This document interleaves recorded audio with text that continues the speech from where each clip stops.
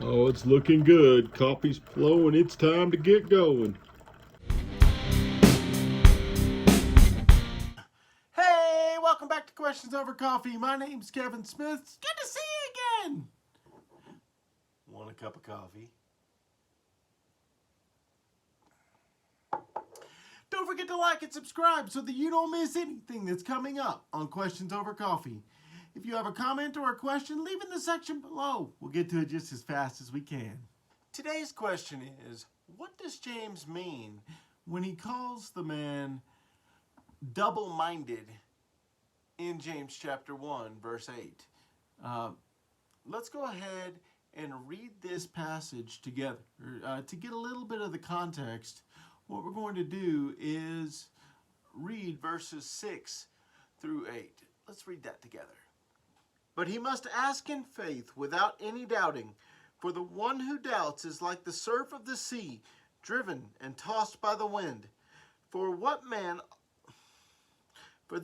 ought not to expect that he will receive anything from the Lord, being a double-minded man, unstable in all his ways. Okay, so there's the passage. There's the passage. The more complete context of this passage is wisdom.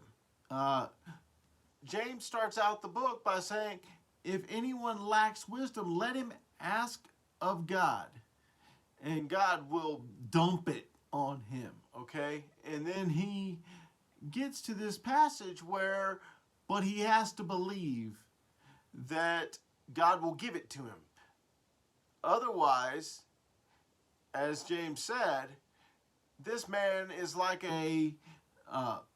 the surf being tossed to and fro by the wind. And then James calls him double-minded. Now, this particular word is daisukos, okay? What this word means is doubting, hesitating, double-minded, okay? In many ways, you could almost break this word down. Dai meaning two, and sukos meaning spirit, okay? So it is very much like Paul's discussion in Romans 7, where he says, the things I do, I don't want to do them. The things I want to do, I don't do them. You know, so in many ways, it is a double-spirited, double-minded, two natures fighting one another in many ways, okay? Think about it like this. When someone becomes a Christian, they don't all of a sudden clean up their act, right? The old man is still there, even though he has been buried in baptism. The old temptations are still there. You know, so it's one of those things where, like Paul in Romans 7, I do these things, I don't want to do these things. You know, so it's a constant battle. Well, this man in James, he prays, asking God, but he really just does not believe that God will grant him the wisdom that he wants. Yeah, God, I'm going to ask you for this. I don't really expect you to do it. James says this man is unstable. He's double-minded, and God's not going to give it to him. So, I have a question for you.